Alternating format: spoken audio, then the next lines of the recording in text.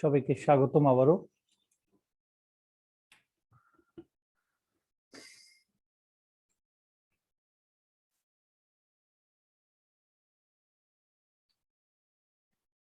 স্বাগতম।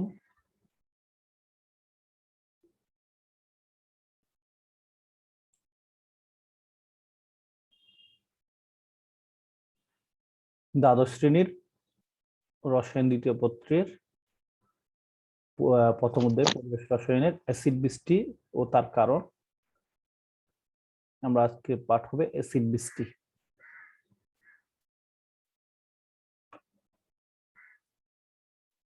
দেখো এখানে কি হচ্ছে, দেখো তো বৃষ্টি হচ্ছে। এই বৃষ্টির মধ্যে যখন বিভিন্ন ধরনের acid, sulphuric acid, nitric acid, carbon mono acid, bicarbonic acid আর কি, হ্যাঁ, তারপর হচ্ছে ফসফরিক অ্যাসিড, এগুলো যদি যুক্ত থাকে, বিশেষ করে সালফিউরিক অ্যাসিড এবং নাইট্রিক অ্যাসিড এগুলো যুক্ত থাকলে এই ধরনের বৃষ্টিটাকে আমরা অ্যাসিড বৃষ্টি বলি। এগুলো যেখানে পড়বে, মানুষ জীবজন্তুর উপর পড়ুক বা জলাশয়ের উপর পড়ুক বা গাছপালার উপর পড়ুক, ক্ষতি সাধন করে থাকে, হ্যাঁ, এই বৃষ্টিগুলো। আমরা এখন দেখি, তাহলে আজকের পাঠটা হবে অ্যাসিড বৃষ্টি। পাঠটা হচ্ছে অ্যাসিড বৃষ্টি। আচ্ছা, অ্যাসিড বৃষ্টি, অ্যাসিড বৃষ্টিটা কি আমরা একটু দেখব।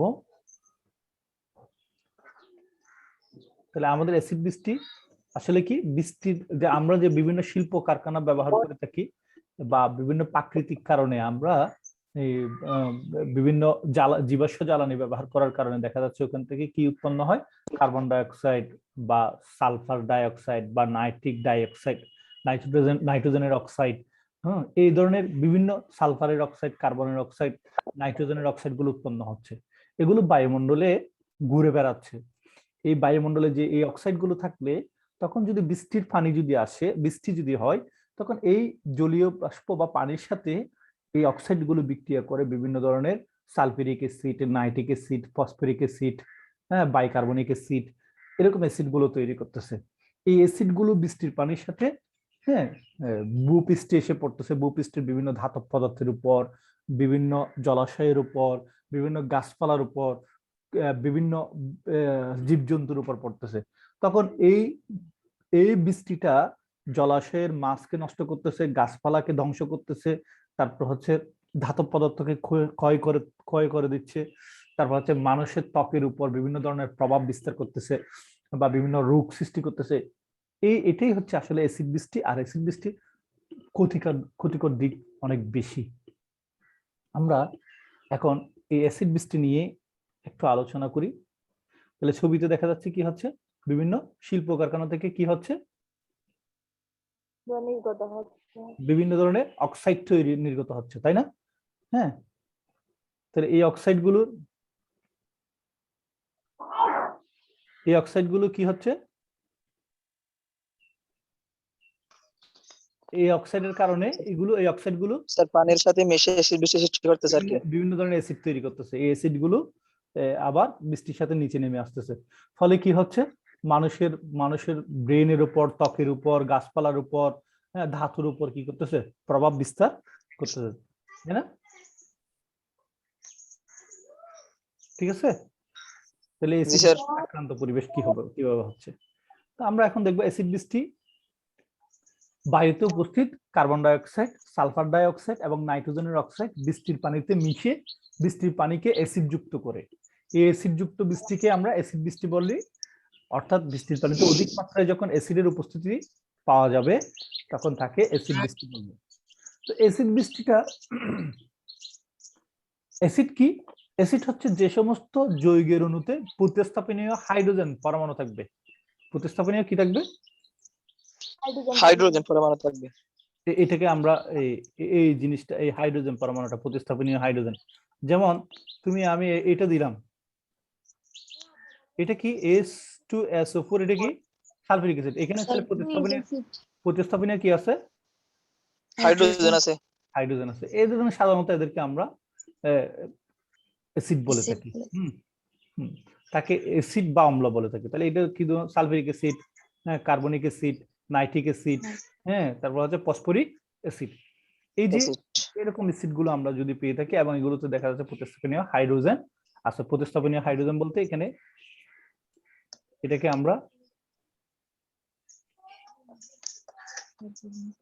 আমরা প্রোটনও বলি। এটাকে কি বলি? প্রোটন বলি, কারণ হাইড্রোজেন থেকে একটা ইলেকট্রন থাকে, একটা প্রোটন থাকে। তাহলে একটা এস প্লাস মানে কি একটা ইলেকট্রনের অভাব আছে, তাহলে রইলো কি? প্রোটনটা। শুধুমাত্র প্রোটন, প্রোটন থাকে। এটাকে প্রোটনও বলা হয়। এদেরকে কি বলা হয়? প্রোটন বলা হয়। আমরা অম্লক্ষারকের একটা তোমার ব্রনস্টেড লাউরি মতবাদ আছে। ব্রনস্টেড লাউরি মতবাদ অনুসারে যারা প্রোটন দান করতে পারে তাদেরকে বলা হয় অ্যাসিড, আর যারা প্রোটন গ্রহণ করে তাদেরকে বলা হয় ক্ষার। তাহলে এখানে দেখো এরা প্রোটন দান করতে পারবে, অর্থাৎ এস প্লাস দান করতে পারবে, এস প্লাস দান করতে পারবে, এস প্লাস দান করতে পারবে, এস প্লাস দান করতে পারবে, এস প্লাস দান করতে পারবে। সুতরাং এরা কি? অ্যাসিড। এটা হচ্ছে ব্রনস্টেড লাউরি মতবাদ অনুসারে। আমরা এগুলো পড়বো আমাদের পরে নেক্সট ক্লাসটা ওটার উপরে। তাহলে অ্যাসিড বৃষ্টিটা কি? তাহলে বৃষ্টির পানির সাথে অতিরিক্ত মাত্রায় অ্যাসিড মিশ্রিত থাকলে, দেখো আচ্ছা পিএইচটা কি একটা জিনিস দেখো, একটা স্কেল আছে,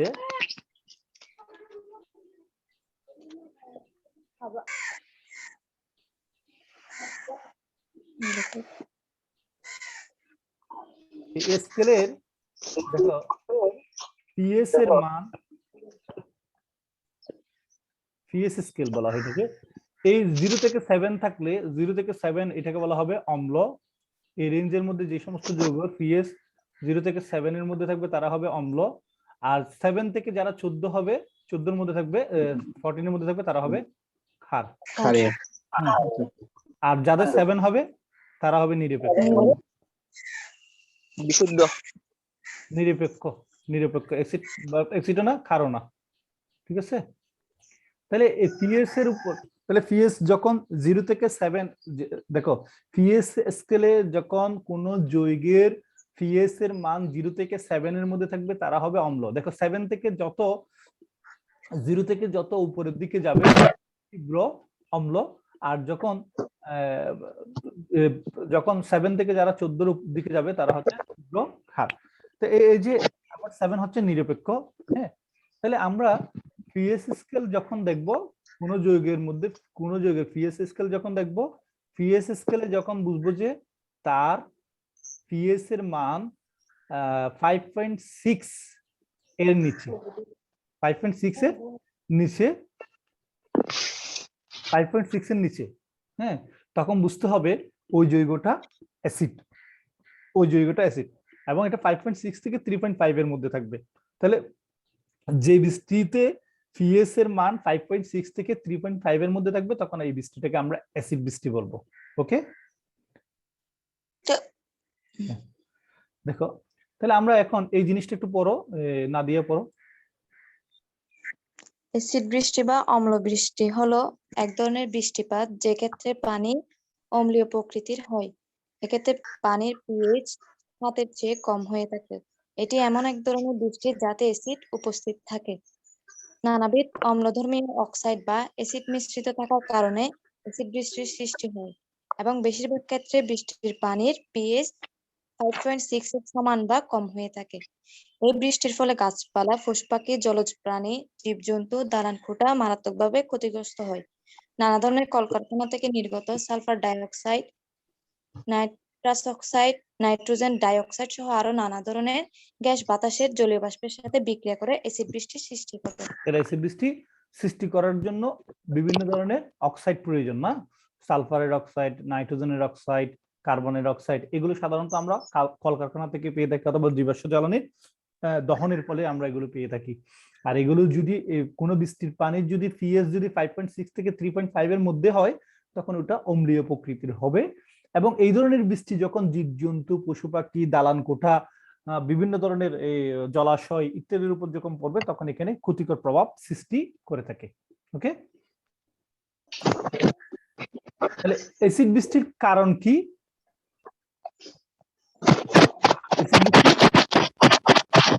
দেখো বিশুদ্ধ পানির পিএইচ এর মান হচ্ছে 7। বিশুদ্ধ পানি যদি বিশুদ্ধ হয় অর্থাৎ নিরপেক্ষ হয় তখন তার মান হচ্ছে 7। বৃষ্টির পানির মান 7 থেকে 5.6 এর মধ্যে হয়। হ্যাঁ, কিন্তু এই পিএস এর মান যখন আরো এমনি বিশুদ্ধ বৃষ্টি যদি হয়, বৃষ্টিটা যদি বিশুদ্ধ হয়, বৃষ্টিটা যদি বিশুদ্ধ হয় তখন তার পিএস এর মান 7 থেকে 5.6 এর মধ্যে হয়ে থাকে। হ্যাঁ, এটা মৃদু অম্ল, মৃদু অম্ল। এখন পিএস এর মান যখন 5.6 থেকে নাহিদ নাহিদ নাহিদ মিট করো, পিএস এর মান যখন আরো 5.6 থেকে 3.5 এর মধ্যে হয়ে থাকে তখন এটাই হচ্ছে অ্যাসিড বৃষ্টি।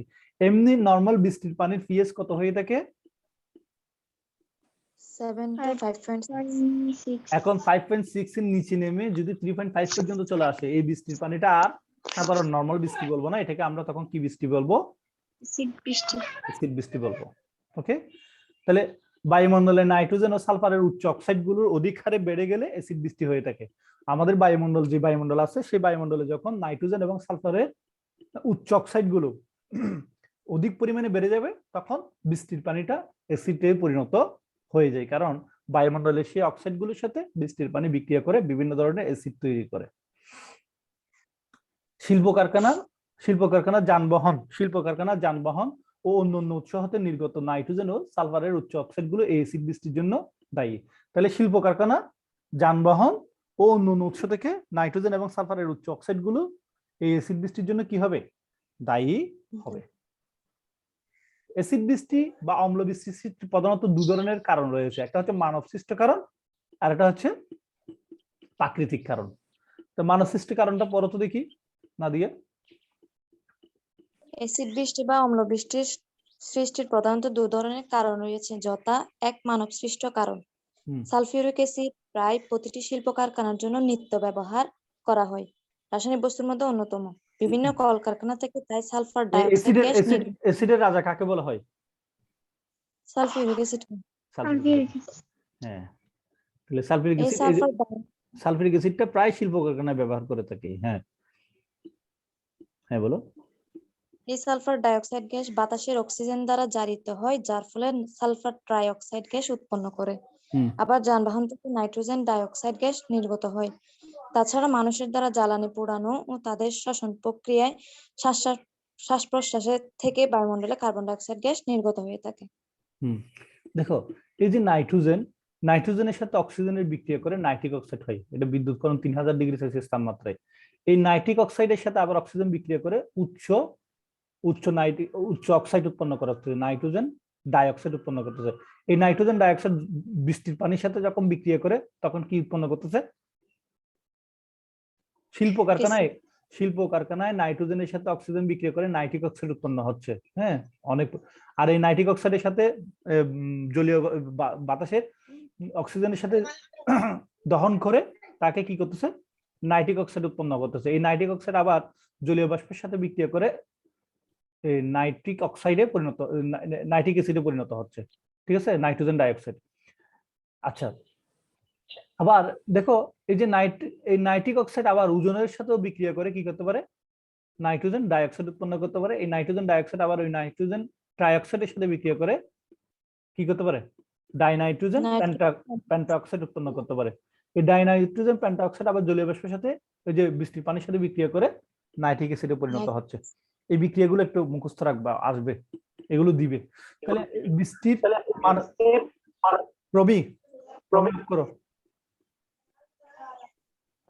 প্রমি মিউট করে শুনবা, কথা বলতে হলে অঙ্ক করবা। তাহলে প্রাকৃতিক কারণ কি? এই যে প্রাকৃতিক কারণ, আমরা যে শ্বাস প্রশ্বাসের জন্য কার্বন ডাইঅক্সাইড বের করতেছি, আবার সালফার ডাইঅক্সাইড বের করতেছি, এই কার্বন ডাইঅক্সাইড পানি জলীয় বাষ্পের সাথে বিক্রিয়া করে কার্বনিক অ্যাসিড পরিণত করতেছে, অর্থাৎ বৃষ্টির পানির সাথে বিক্রিয়া করে। আবার সালফার ডাইঅক্সাইডটা অক্সিজেনের সাথে বিক্রিয়া করে সালফার ডাইঅক্সাইড উৎপন্ন করতেছে।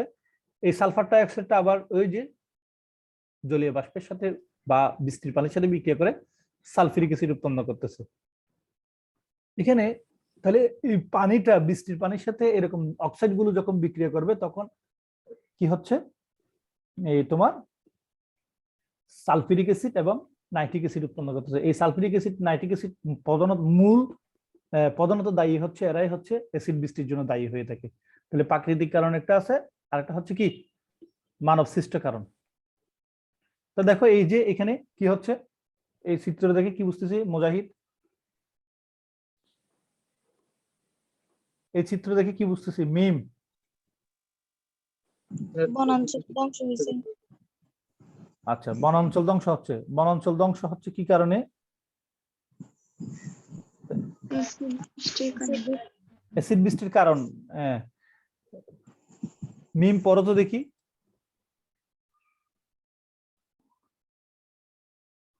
মিম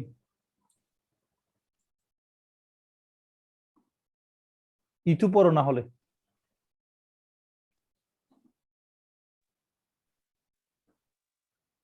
অ্যাসিড বৃষ্টির কারণ হ্যাঁ কয়লা পোড়ানোর ফলে এতে মিশে থাকা সালফার পুড়ে সালফারের অক্সাইড উৎপন্ন হয়।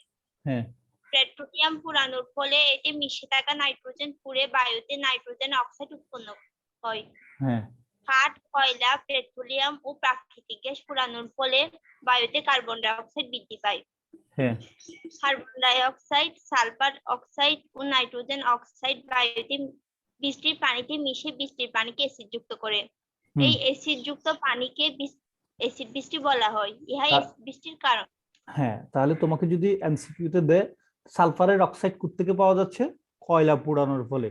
নাইট্রোজেনের অক্সাইড কোত্থেকে পাওয়া যাচ্ছে? পেট্রোলিয়াম পোড়ানোর ফলে। তারপর হচ্ছে কার্বনের অক্সাইড কোত্থেকে পাওয়া যাচ্ছে? কাঠ, কয়লা, পেট্রোলিয়াম ও প্রাকৃতিক গ্যাস পোড়ানোর ফলে। এই যে তিনটা অক্সাইড পাওয়া গেল, একটা হচ্ছে সালফারের অক্সাইড, সালফার ডাইঅক্সাইড, নাইট্রোজেনের অক্সাইড, নাইট্রোজেন ডাইঅক্সাইড বা নাইট্রিক অক্সাইড, আর কার্বনের অক্সাইড, কার্বন ডাইঅক্সাইড। এই তিনটা অ্যাসিড, এই তিনটা অক্সাইড বৃষ্টির পানির সাথে বিক্রিয়া করে কি তৈরি করতেছে আমাদের? কার্বনিক অ্যাসিড, সালফিউরিক অ্যাসিড, তারপর হচ্ছে কি নাইট্রিক অ্যাসিড। এই nitric acid, carbonic acid, sulphuric acid যখন বৃষ্টির পানির সাথে থাকে অতিমাত্রায়, তখন সেই বৃষ্টির পানিটাকে আমরা কি বলবো? অ্যাসিড বৃষ্টি বলবো। তখন তার পিএইচ কত হবে? 5.6 থেকে 3.5। এমনি সাধারণত বৃষ্টির পানিতে পিএইচ কত থাকে? 5.6 থেকে 7 পর্যন্ত। ওকে,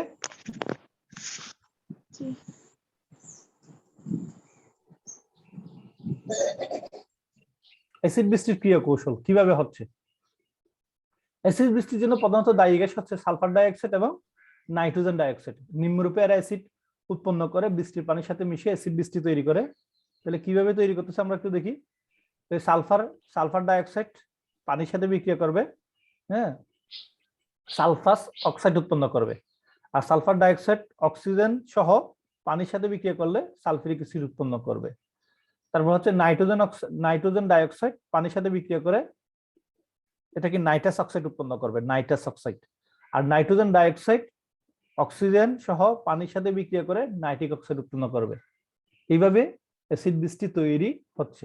তাহলে অ্যাসিড বৃষ্টি তৈরি হয় কিভাবে? সালফারের অক্সাইড এবং নাইট্রোজেনের অক্সাইডের সাথে জলীয় বাষ্প প্লাস অক্সিজেন একসাথে যখন থাকবে, তখন তো বায়ুতে তো অক্সিজেন সবসময় থাকে। 20% অক্সিজেন থাকে না বায়ুতে? আছে? বায়ুর উপাদানের মধ্যে 20% কি অক্সিজেন না? ভুলে গেছি মনে হয়। নাইট্রোজেনের উপাদান কত? 78%। ঠিক না? 20% হচ্ছে কি নাইট্রোজেন। কার্বন ডাইঅক্সাইডের পরিমাণ কত? 0.035। গুড। আচ্ছা, তাহলে অ্যাসিড বৃষ্টি সৃষ্টিকারী গ্যাসগুলো তো আমরা চিনছি। তাহলে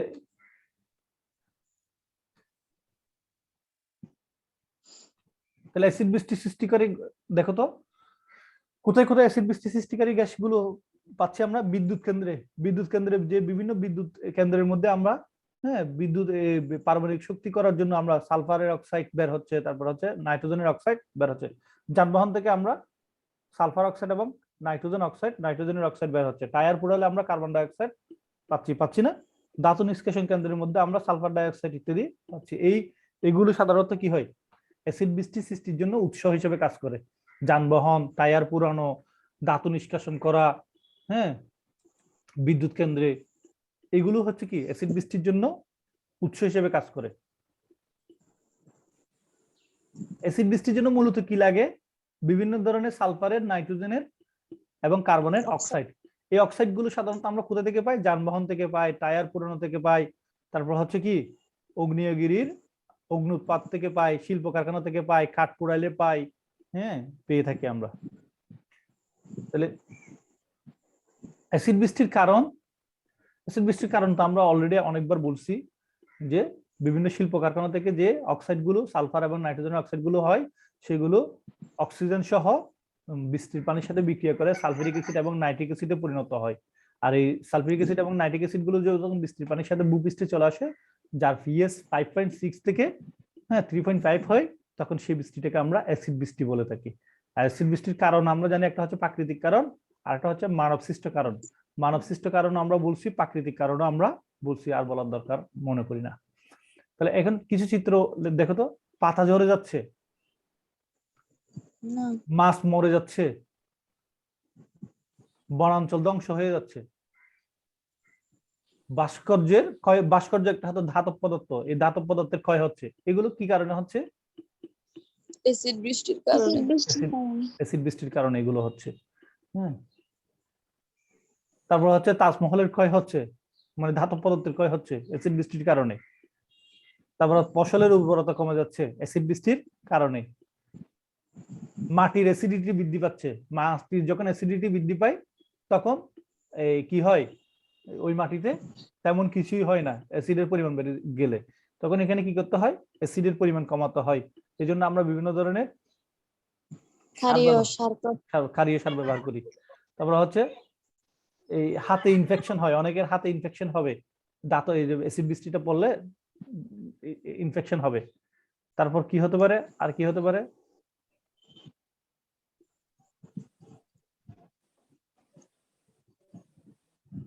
অ্যাসিড বৃষ্টির প্রক্রিয়া, এগুলো তো আমরা পড়ছি, আর পড়বো না এগুলো। কিভাবে হচ্ছে অ্যাসিড বৃষ্টিতে আক্রান্ত পরিবেশ। তাহলে কি অ্যাসিড বৃষ্টির প্রভাবে পরিবেশের ব্যাপক ক্ষতি সাধন হচ্ছে, হচ্ছে না? পরিবেশ কি হচ্ছে, পরিবেশের বিভিন্ন ক্ষতি সাধন হচ্ছে। তারপর হচ্ছে কি জলাশয়ের মাছ মরে যাচ্ছে। তারপর হচ্ছে কি মাটিতে কোনো ফসল ফলে না। দেখো যেদিকে ওই যে ইটের বাটাটা যেখানে করে, যেখানে বিভিন্ন ধরনের এই সালফার ডাইঅক্সাইড এগুলো বের হয়, ওইদিকে দেখবে যে একদম চাষ হয় না, ঠিক আছে না? দালানকোটা ব্যাপকভাবে ক্ষতিগ্রস্ত হয়। এই যে কিছুদিন আগে এই কোথায় যেন অ্যাসিড বৃষ্টি হলো, অ্যাসিড বৃষ্টি হওয়ার কারণে ওখানে অনেক কিছু একদম দালান টালান একদম নষ্ট হয়ে গেল, প্রতিবেদনে দেখছিলাম। আচ্ছা, দালানকোটা ব্যাপকভাবে কি হচ্ছে, ক্ষতিগ্রস্ত হচ্ছে। হ্যাঁ, তারপর হচ্ছে ধাতু দ্বারা নির্মিত সেতু, যানবাহন, জাহাজ, হ্যাঁ কোনটি অ্যাসিড বৃষ্টির হাত থেকে কি পায় না, রক্ষা পায় না। এগুলো কিন্তু তোমাদের জানতে হবে, আসবে। তারপর হচ্ছে কি পাথরের তৈরি মূর্তি, স্মৃতিস্তম্ভ অ্যাসিড বৃষ্টি দ্বারা কি হয়, ক্ষতিগ্রস্ত হবে। অ্যাসিড বৃষ্টির প্রভাবে গাছপালা কি হবে, মারা যাবে। তারপর হচ্ছে অ্যাসিড বৃষ্টির প্রভাবে মানুষের মুখ ও ত্বক ঝলসে যায়। হ্যাঁ, মুখ এবং ত্বক ঝলসে যাবে, ঠিক আছে।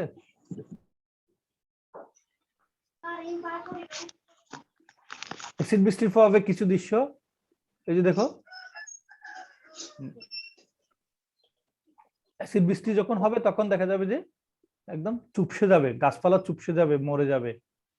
তারপর হচ্ছে আক্রান্ত ফসলের ক্ষেত, তারপর হচ্ছে তুমি বনাঞ্চল, আক্রান্ত বনাঞ্চল, হ্যাঁ, তারপর হচ্ছে তোমার আক্রান্ত জলাশয় যেখানে অ্যাসিড বৃষ্টি হয়েছে। অনেক সময় বৃষ্টি হলে মাছ টাছ মরে যায়, খেয়াল করবা, বিভিন্ন সময় মাছ টাছ মরে যায় বৃষ্টি হলে, তার মানে বুঝতে হবে এখানে অ্যাসিডের পরিমাণ ছিল, অ্যাসিড বৃষ্টি হয়েছিল। ওকে, জি স্যার।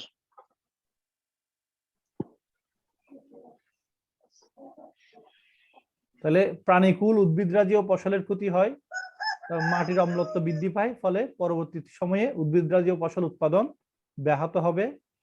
পানির অম্লত্ব বৃদ্ধি পায়, ফলে মাছ ও অন্যান্য জলজ প্রাণীর ক্ষতি সাধিত হয়।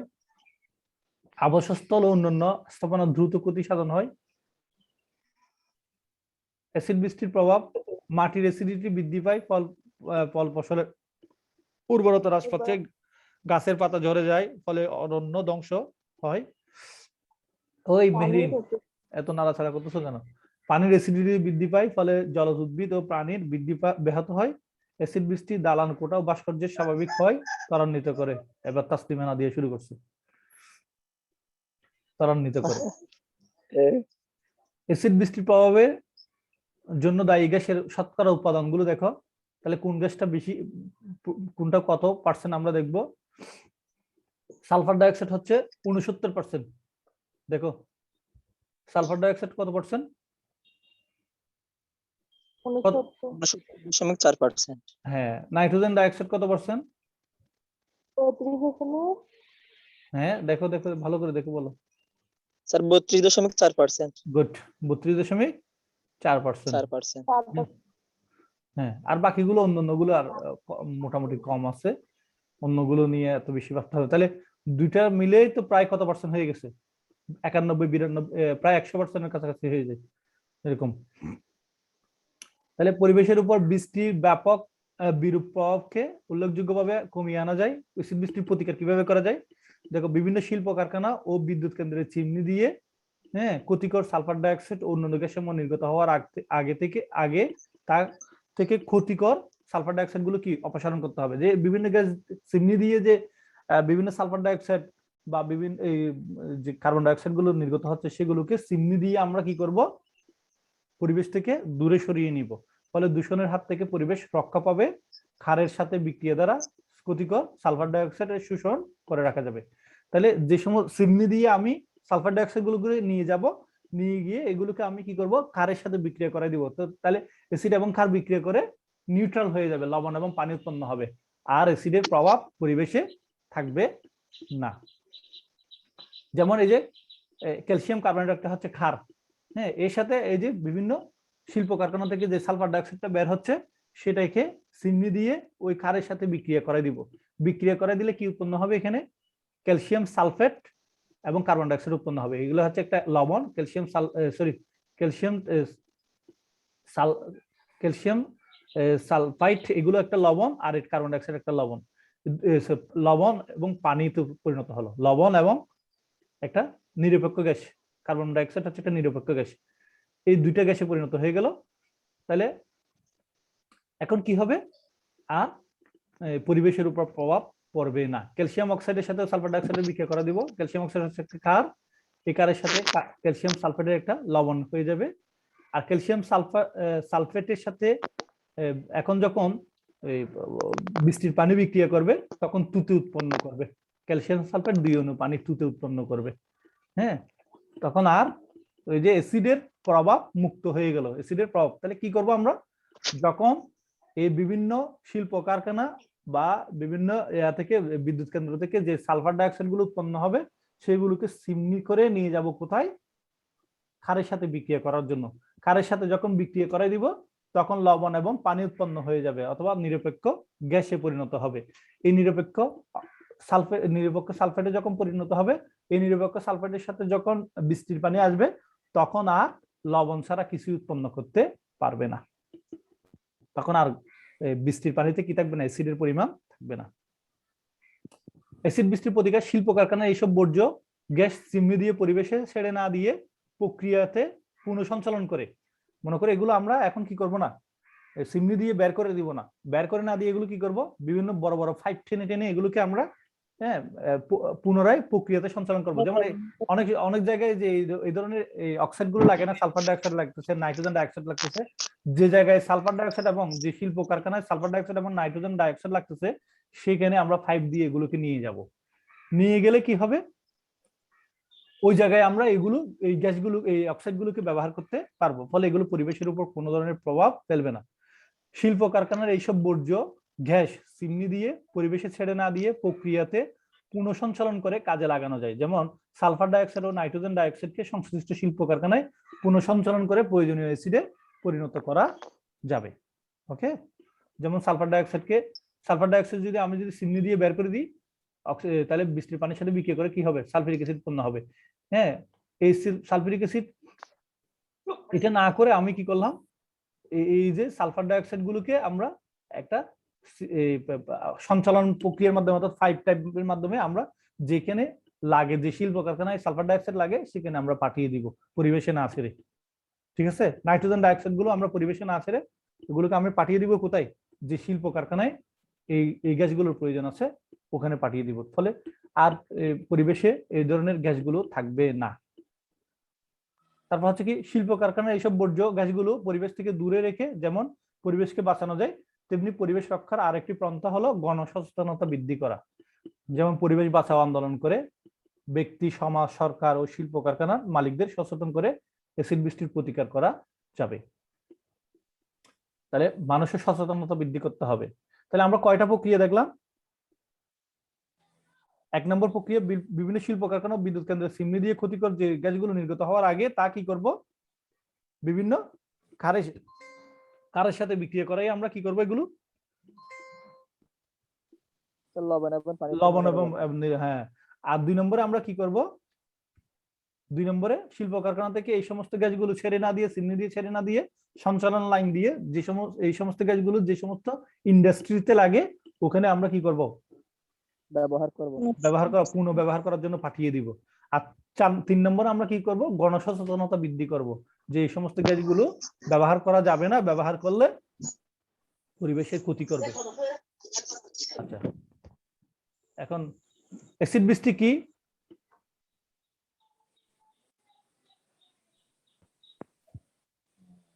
অ্যাসিড বৃষ্টি কি? বায়ুতে carbon die oxide, sulphur dioxide আমি বলতেছি, আমি যাকে বলি সে বলবে।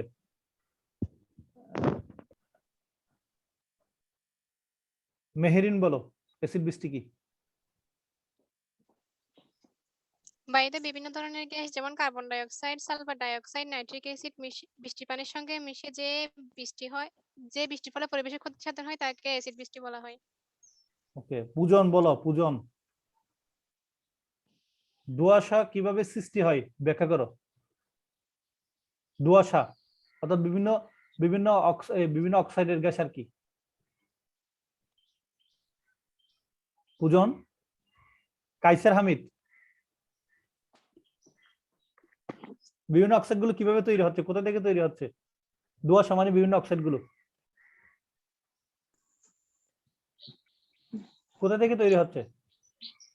কাইসার হামিদ, মুজাহিদ বলো তো। স্যার বিভিন্ন কলকারখানা থেকে আর কি। তারপর যানবাহন থেকে, যানবাহন থেকে বিভিন্ন তোমার জীবাশ্ম জ্বালানি ব্যবহার করার ফলে। হ্যাঁ,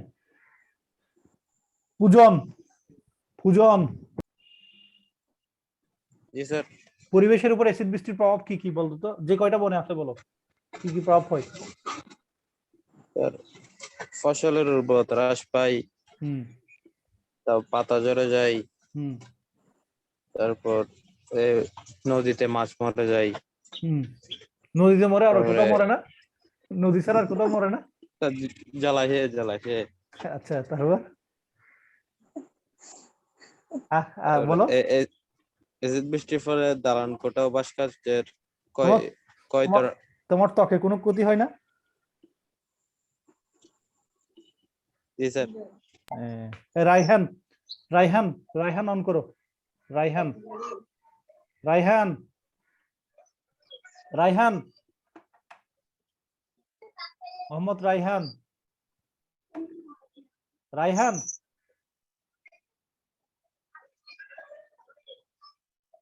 রায়হান। শারমিন বলো, এসিড বৃষ্টির প্রভাব থেকে মুক্তির উপায় বলো। শারমিন, শারমিন বলো।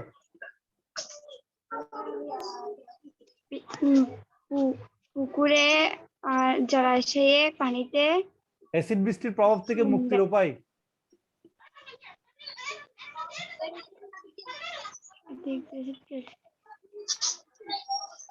আচ্ছা, তুমি অফ করো। হ্যাঁ, ইটু বলো তো দেখি, অ্যাসিড বৃষ্টির প্রভাব থেকে মুক্তির উপায়।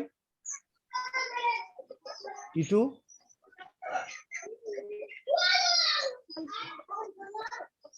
সালফার ডাই অক্সাইড এবং নাইট্রাস অক্সাইড চিমনি দিয়ে, হ্যাঁ, চিমনি দিয়ে পুনঃসঞ্চালন, চিমনি দিয়ে নির্গত না করে কি করবা? ক্ষারের সাথে বিক্রিয়া করে। হ্যাঁ,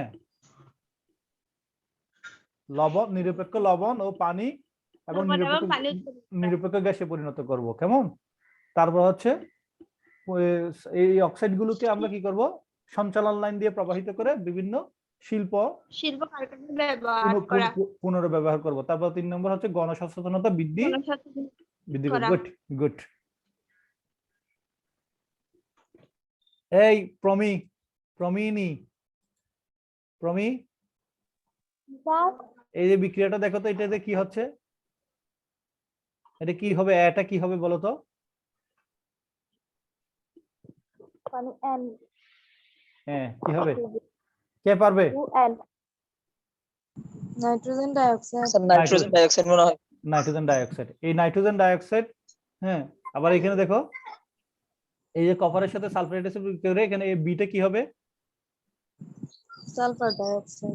সালফার ডাইঅক্সাইড। হ্যাঁ, তাহলে এই দুইটা উৎপন্ন হচ্ছে। তাহলে বিক্রিয়াগুলো লক্ষ্য করো, তাহলে এই দুইটা গ্যাসে কিসের জন্য ব্যবহৃত হয়? অ্যাসিড বৃষ্টির কারণ হিসেবে দায়ী এগুলো। তাহলে বিক্রিয়াগুলো লক্ষ্য এবং প্রশ্নগুলোর উত্তর দাও, প্রশ্নগুলোর উত্তর নাও। এবার প্রশ্নগুলো দেখো। আচ্ছা, অ্যাসিড বৃষ্টিতে কোনটি উৎপন্ন হয় না, কোন গ্যাসটা উৎপন্ন হয় না?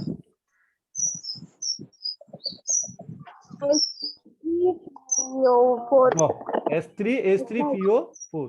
অ্যাসিড বৃষ্টির পিএস এর মান কত হবে? 5.6 এর নিচে। 5.6 এর নিচে, তার মানে খ নাম্বারটা।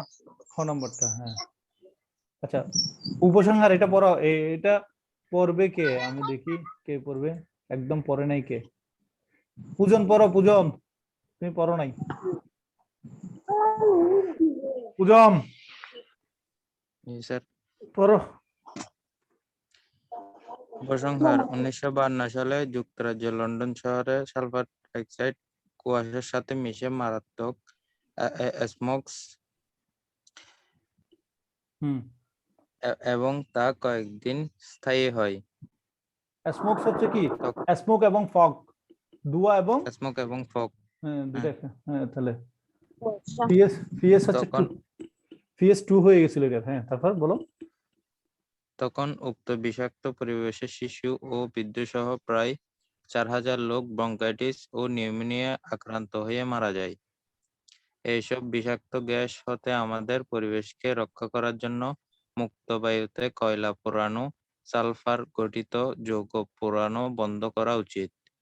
মিল কারখানায় বর্জ্য গ্যাস সরাসরি বাতাসে সরাসরি ছেড়ে না দিয়ে FGD, ওই যে যেটা আমরা পুনঃসঞ্চালন প্রক্রিয়াতে, অর্থাৎ যেটা পুনরায় ব্যবহার করার জন্য যে প্ল্যান্টটা, ওটাতে নিয়ে যেতে হবে।